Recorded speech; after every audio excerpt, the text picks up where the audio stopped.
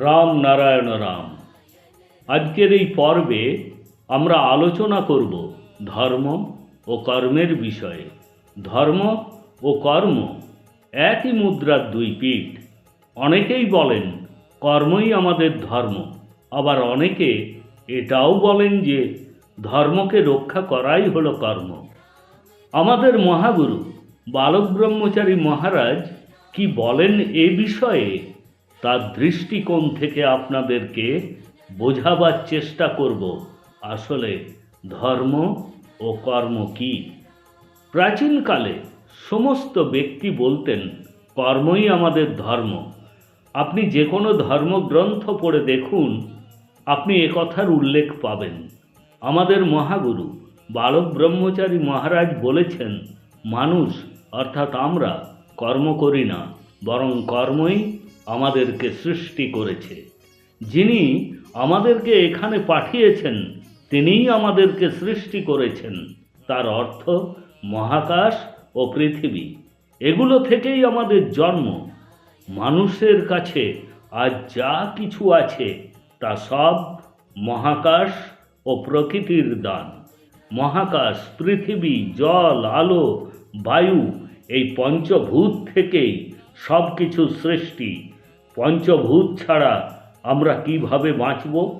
তাই যা কিছু কর্ম সম্পন্ন হয় তা পঞ্চভূতের মাধ্যমেই হয়।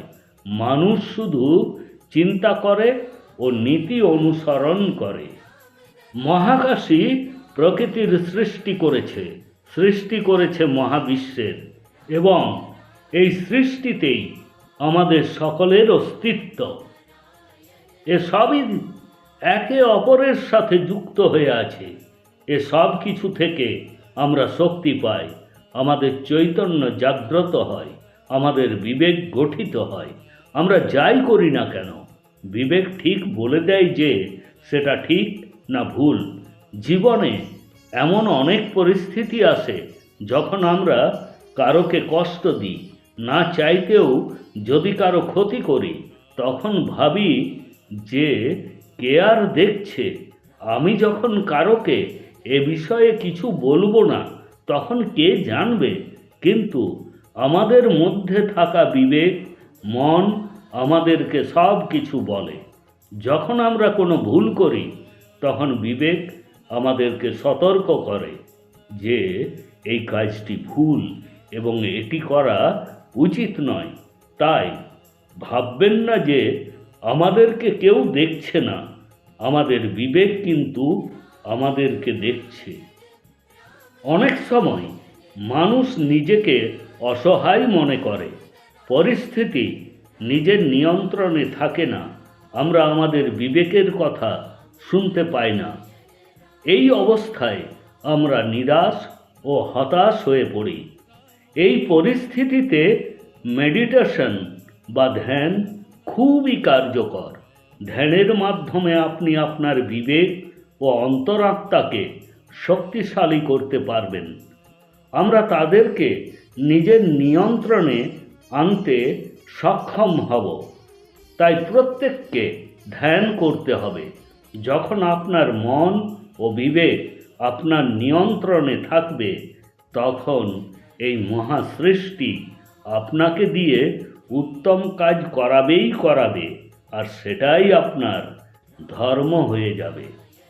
ধ্যান হলো এক রকমের শব্দ শক্তি, যা আমাদের 50,000 কোটি আত্মাকে শক্তি প্রদান করে, যার ফলে আমাদের শরীর শক্তিশালী হয়ে ওঠে, একটি সুন্দর জীবন পায়, চিন্তা ভাবনা করার শক্তির বিকাশ ঘটে। এখন অনেকেই প্রশ্ন করবেন যে এই শব্দ শক্তি বা সাউন্ড এনার্জি কোথা থেকে আসে? এই সাউন্ড এনার্জি আসে প্রকৃতি থেকে। তাই প্রকৃতি, এই মহাসৃষ্টি, মহাকাশ, বিশ্ব ব্রহ্মাণ্ড হলো সব কিছু। এরাই আমাদের জীবন দিয়েছে, আমাদেরকে সৃষ্টি করেছে, এরাই আমাদেরকে দিয়ে সমস্ত কাজ করায়। আপনি যখন রামনারায়ণ রামের সাথে যুক্ত হন, তখন আপনি সারা বিশ্ব ব্রহ্মাণ্ডকে স্মরণ করেন। এই বীজমন্ত্রের মধ্যেই সমস্ত বিশ্ব ব্রহ্মাণ্ড নিহিত রয়েছে। রামনারায়ণ রাম জপ করতে থাকুন, ধর্মকর্মের কথা ছেড়ে দিন। যখন এই বীজমন্ত্রের সাথে যুক্ত হবেন, তখন ধর্ম এবং কর্ম নিজে নিজেই আপনার ভালোর জন্য হতে থাকবে। রাম নারায়ণ রাম।